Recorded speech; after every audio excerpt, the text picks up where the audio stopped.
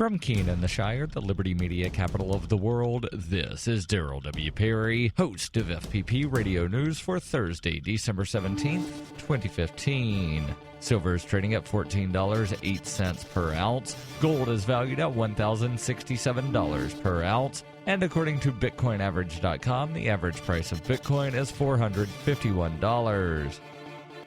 Antiwar.com reports 1 day into the Yemeni ceasefire, Saudi warplanes were still pounding Houthi bases, and troops on both sides were still exchanging fire in virtually every province, with active presences on both sides, leaving the nation the same violent mess it's been throughout the war, and at least 42 people killed. Early indications are that the bulk of the slain are Houthis killed in Saudi airstrikes, but the Saudis also reported losing a commander to Houthi fighters near the border, and 6 civilians were reported killed in shelling in the contested city of Taiz. It's not unusual for ceasefires in Yemen to get off to a kind of rolling start, but over 24 hours in, there seems to be little sign of serious slowdown and a lot of talk of abandoning the ceasefire entirely before the 7-day deadline is finished. Though this is bad for the ceasefire, obviously it may also provide a hint that the Geneva talks, which the ceasefire was to facilitate, aren't going so well, and that combatants feel they aren't risking much in continuing to fight amid the talks.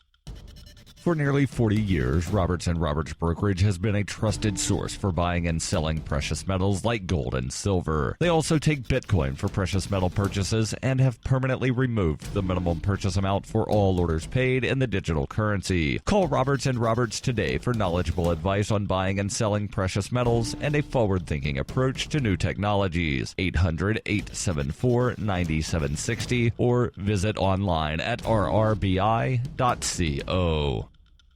UPI reports the U.S. Federal Reserve on Wednesday decided to finally increase key interest rates by a quarter point for the first time since the financial crisis, believing the domestic economy is healthy enough to withstand the hike. The Federal Reserve said in a news release on Wednesday all 10 members of the central bank's Federal Open Market Committee voted for the rate increase, even though 3 of them had expressed concern in recent weeks that a hike may yet not be in the economy's best interest. The last time the committee met in October, the members determined it was a bit premature to raise benchmark interest rates beyond their levels at near zero, where they have remained for exactly 7 years, since December 16, 2008. On Wednesday, the U.S. Central Bank noted several factors that indicate a stronger domestic economy able to withstand a rate increase. In addition to Wednesday's hike of the federal funds rate, the Fed said gradual increases to the benchmark are expected to happen throughout 2016, as long as the economic outlook continues on target.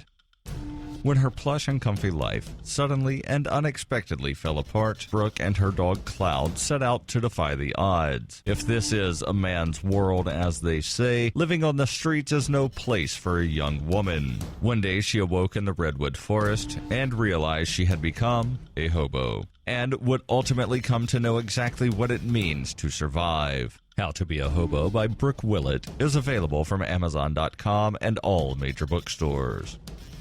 Reuters reports a mistrial was declared on Wednesday in the case of a Baltimore police officer charged in the death of Freddie Gray, a 25-year-old man whose killing while in custody sparked protest in April, and the city's mayor urged calm. The judge dismissed the jury in the involuntary manslaughter trial of Officer William Porter after 16 hours of deliberation, during which the jurors were unable to reach a verdict on any of the charges against the policeman. Porter is the first of 6 officers to be tried in Gray's death. Baltimore City Circuit Court Judge Barry Williams said an administrative judge would schedule a new trial, but said there would be no court proceedings in the case on Thursday. On Wednesday, scores of protesters marched throughout downtown Baltimore following the ruling, chanting, "We have nothing to lose but our chains," and "The whole damn system is guilty as hell." Uniformed police officers took up positions throughout the city, including by the courthouse and police headquarters, and at least 2 demonstrators were arrested. Gray's family and officials, including Baltimore Mayor Stephanie Rawlings Blake, called for calm, eager to avoid a replay of the unrest that followed Gray's death. Gray's stepfather, Richard Shipley, said, "We are confident that there will be another trial with a different jury. We are calm. You should be calm, too." Porter was charged in Gray's death from a broken neck he suffered while being transported in the back of a police van.